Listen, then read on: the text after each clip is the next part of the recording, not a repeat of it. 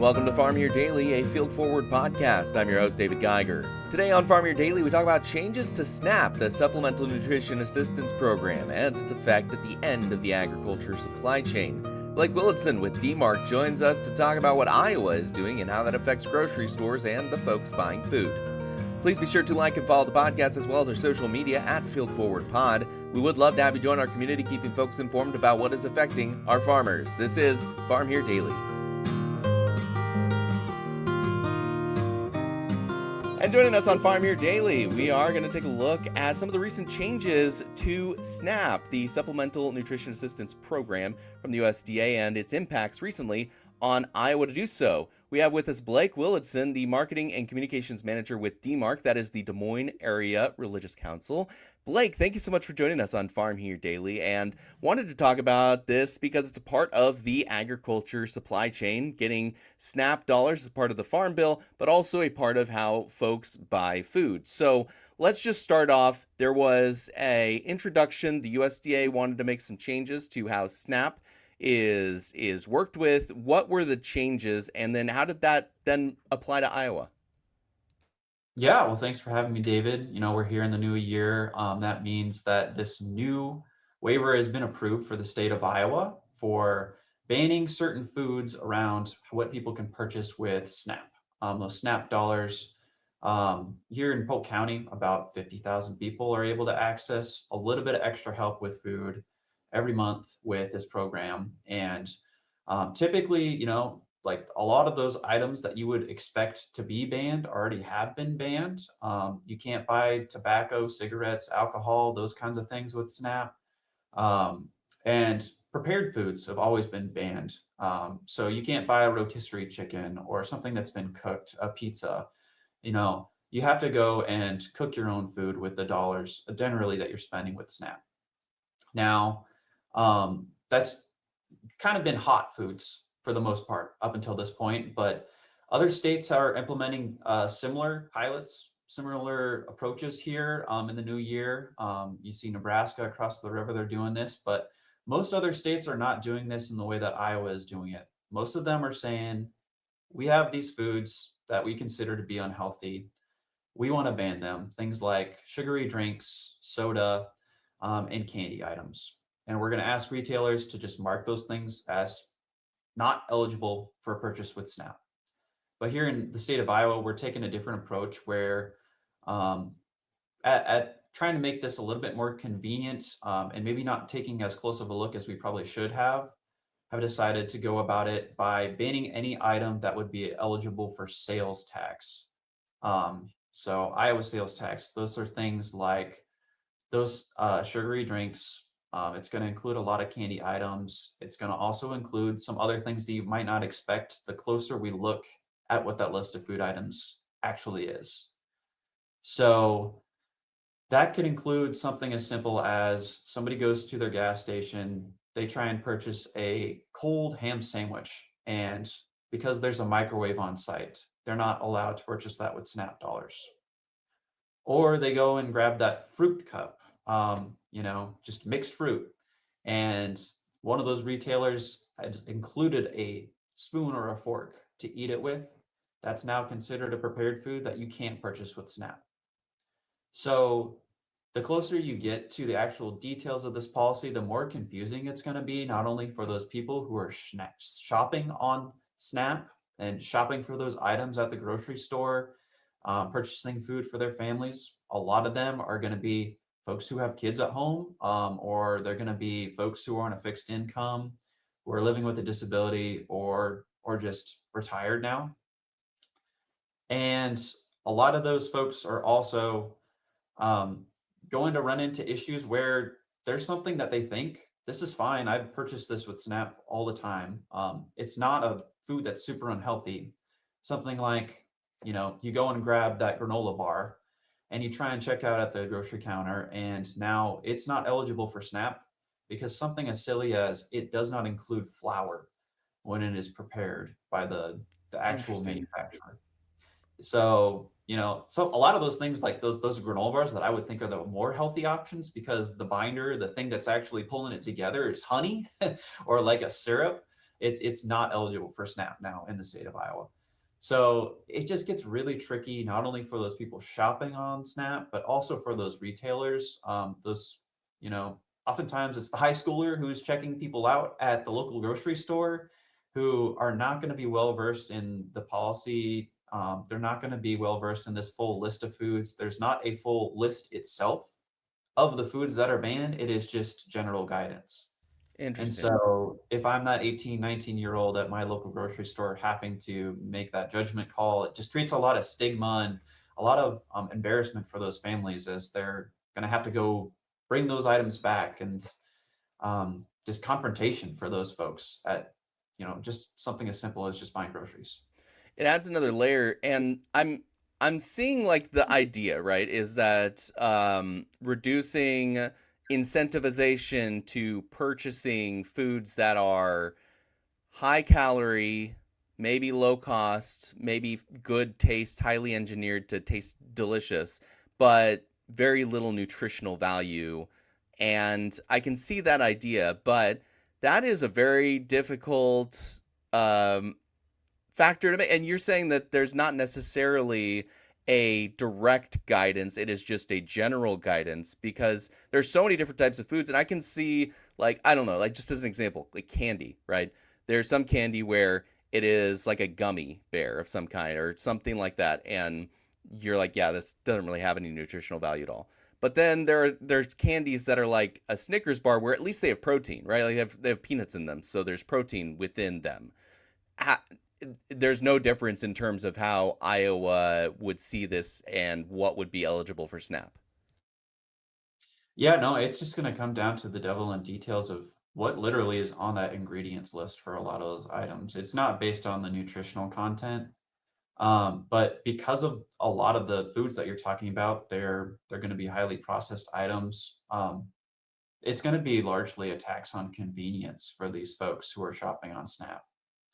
So just the carve outs that are created by using sales tax makes it really difficult for, you know, when you're shopping to realize, okay, I'm not a lawyer. I'm not, and that's literally what they're telling folks to go out and do is, if you have questions and you can't figure it out on your own, you've got to consult somebody who is well versed in the policy. And so I'm not going to call my lawyer when I'm grocery shopping. Um, Most folks are just going to leave it there, right? They're gonna get to the counter. It's going to say, "Hey, this isn't going through," and they'll say, oh, "Okay, skip it." Or if they're doing a self checkout, uh, that'd probably be even more inconvenient because it would check it and then you go to pay, and then I know that it has the EBT Snap button. You click that, it goes. What does it do? Would it just say, "Okay, we bought all the other items," or would it say you can't purchase this via this way because these items are in, and then you have to talk to somebody that says, okay, we got to take these specific things out. Like that sounds extremely complicated. yeah, and just because of the way the guidance is set up, again, it's going to be tricky. You can't just place a label on every item and say, okay, this is SNAP eligible now. Um, but I think that the thing that just we're going to find as we get further into this is the more we can do to incentivize people to purchase healthy foods with their SNAP dollars, I think the better off we are. If things like Mountain Dew, soda, whatever, are so unhealthy, then we should be banning them for everybody, right? Like, we got to be fair about this. And I think that treating people who are on SNAP differently, having different expectations, isn't necessarily fair either. But the big thing, I think, we have programs like that in the state of Iowa here that we can help reinforce and grow. Things like the Double Up food programs, which allows people to purchase a little bit more, and things like fresh produce with their SNAP dollars. There's options we can provide. Just throwing a little bit more funding and a little bit more support towards those things that incentivize healthy foods are going to go farther than trying to create these broad uh, regulations and confusion at our grocery stores. Yeah, because something I think about when it comes to this whole idea too is highly processed also tends to just last longer as well, right? If you are planning your week out or your month out, and I know at a food pantry, you'll have situations where you have your monthlies and you have your weeklies where you can get certain amounts of food for a certain amount of time. That may not last a full month for certain things. There's produce that does not have that long of a shelf life, and there's going to be milk, dairy, various aspects that can't last that long. But high caloric intake, maybe low nutritional value depending, highly processed foods will just sit on your shelf for a long time. And so there's the matter of not only convenience, but also security that there is food that I have in my house that people might purchase these things for. What's your thought on that idea? Yeah, well, a lot of people, maybe if you're watching this at home, you're thinking, well, what is the food pantry guy doing talking about this? This is affecting our work really, really, really strongly. We're continuing to see more and more folks who are visiting local food pantries here in the Des Moines metro area. DMARC operates a network of 14 individually operated food pantries. And what we do is just make sure that when somebody is visiting, they get the food that they want. The things that they would expect to find at their pantry at home are going to be on the shelves. It looks like a grocery store. It feels like a grocery store. And we're always going to try and provide some of those options of things like fresh produce items because we know those are the most expensive items. Those are the things that you're probably going to pass on when you go through the grocery aisle because you don't have the funds to do it. If I'm going to choose between a few apples and a few boxes or twice the amount of food in mac and cheese or prepared foods, I'll probably have to choose that mac and cheese if that's my only option. So, we as a charitable food sector, food banks, food pantries, other faith organizations, and other groups that are trying to do this work to make sure that nobody goes hungry in our community are facing a really uphill battle. Just here in the Des Moines metro area last year, almost 80,000 people came to a food pantry at some point and got food from one of our DMARC food pantries. That's an incredibly high number. And it's about 1 in 4 people living in the city of Des Moines at some point have gotten help from a DMARC pantry. So like this is not something that's a small group of folks. And the more that we try and squeeze the other supports, the other things that people are accessing to help, like SNAP, the more we're going to have issues with more folks needing to come to us getting help. It's hard for us to keep up. Absolutely. And that is an incredible number to think about food security. And it's important and it's good to have safety nets, food safety nets. That's why we have food pantries locally and why we have a national program via SNAP. So when you look at this change, when you look at specifically Iowa's decision to make this change, what you mentioned impacts on how food pantries are. What's the impact on people you speak with on that direct hunger link, especially? And I know we think of your traditional person, you're my age maybe, but a lot of people who are on SNAP, a lot of people who are in the situation are people who are kids or are on disability or are older people who have a fixed income. They thought that they'd be able to have a certain amount in retirement or Social Security, and it's just not necessarily cutting it every month to get the bills. And so they're on SNAP and on certain assistance programs. How does that affect the grocery side, the purchasing side, when people are going in and going, okay, well, now I'm not able to buy these foods or these foods? And do you think that it's important to value that when we as a society are saying, hey, we are going to try to be generous and support you guys? Is that something that should be considered?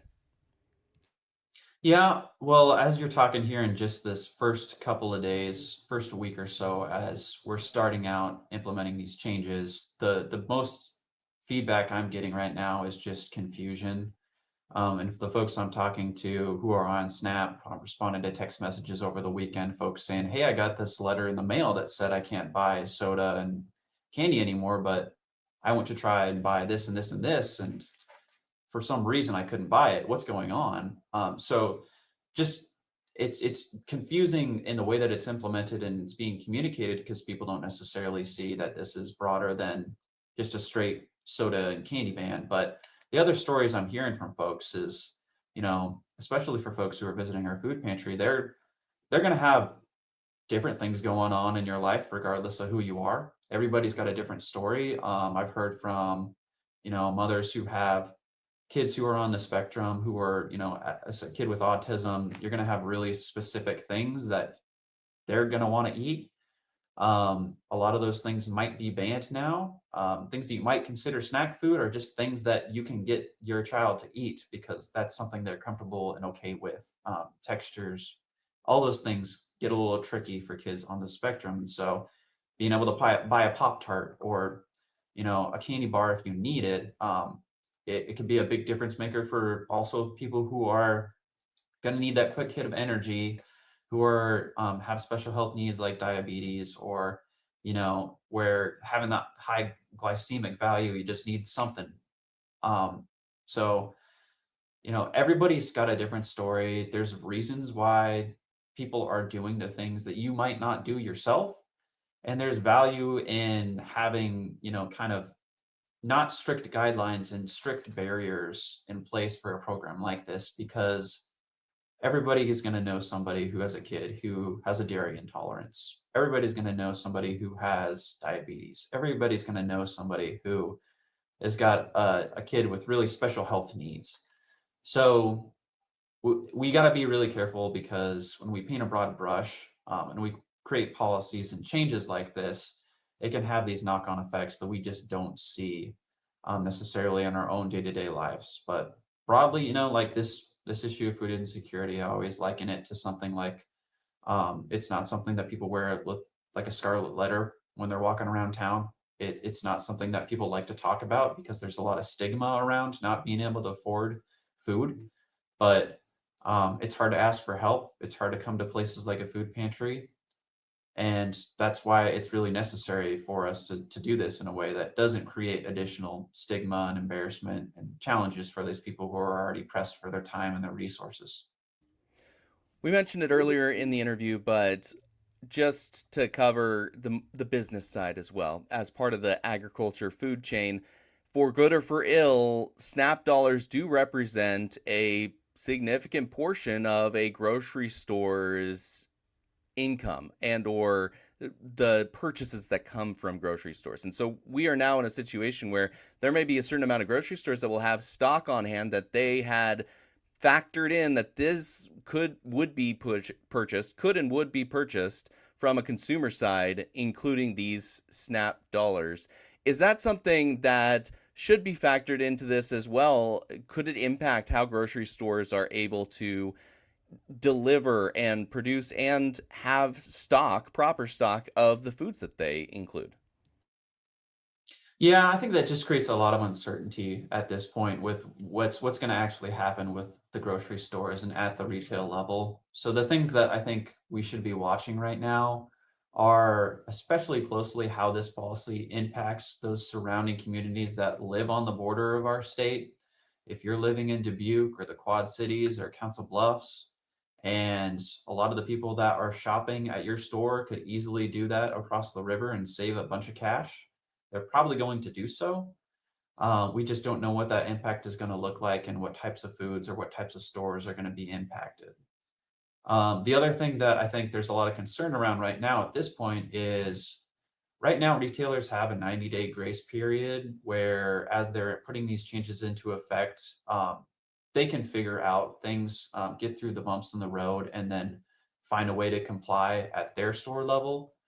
But if you're a small mom and pop grocery store, a corner store, or a convenience store, um, especially those retailers that are really focused on culturally specific food items, it's hard enough to run a grocery store in a small business, but this might be something where some of those retailers, if they get a slap on the wrist, they're going to say, it's just, that's enough. We don't need to be a SNAP recipient. We don't need to take SNAP dollars here at our store. It's going to be too much of a headache. And that just cuts more people off from more food, people who need that access to food. And so I think that's the long-term concern, is that we're going to be cutting people off, creating more of these areas where there is a larger food desert and you have less access to grocery stores to purchase food with those SNAP dollars, especially the foods that, if you don't eat the typical American diet, that, you can only go 1 or 2 places in town to get it. So I think we want to be really careful about how, when this is implemented, how we're watching it, and just know that this isn't, like, at the end of the day, a permanent solution. This is a waiver that's being implemented for a 2-year time period.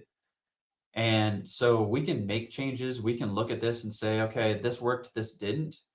And then your feedback as a community member, whether you're shopping, whether you're somebody who runs one of these stores, like, it's going to be extremely valuable. So let your legislators know how this is affecting you, if it is, and just speak to what these changes are doing in your community that you're noticing, because we already have seen, before this went through and was finalized, changes to what was on that list of food items, where something as simple as making an exemption for people to be able to purchase seeds to grow food in their garden at home.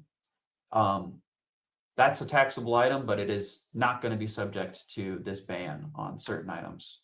So, that's a common sense solution. We want people to be able to grow tomatoes in their backyard. That's a great thing. If they use SNAP dollars to do that, woohoo, I love it. But we can go and make changes as we go along, and this isn't a permanent thing. You mentioned, I feel like that's something to make mention of. Seeds are fine. They didn't make any changes when it comes to this. Yeah, I mean, again, it's the devil's in the details here. And so, like, every single item, it's just, you have to look at exactly what it's going to look like from a legal standpoint. And it's a bit of a head scratcher. Blake Willadsen is the Marketing and Communications Manager with DMARC, the Des Moines Area Religious Council. Blake, if folks listening in wanted to learn more about DMARC, wanted to hear more about the work you guys do, the food pantries you operate with, is there an easy way to find out more information on what DMARC is all about? Yeah, absolutely. We say the easiest way to learn more about our work and get involved with helping folks is going out and volunteering at your local food pantry. If you're interested in doing that at a local DMARC pantry here in the Des Moines metro area, or just supporting our work in any way, you can visit us online at dmarcunited.org. Blake, thank you so much for joining us on Farm Here Daily. Yeah, thanks, David. Happy New Year.